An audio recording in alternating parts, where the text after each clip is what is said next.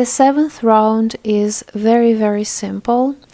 We're going to start with 11 simple single crochet into the arch. We have to go under the arch, make a raising loop, and fulfill 11 single crochet. Please pay attention, we skip this single crochet from the previous round, and we just do 11 single crochet into each of the arches. Similar with this middle in between the arches with the element of 5 yarns. We fulfill only 11 single crochet.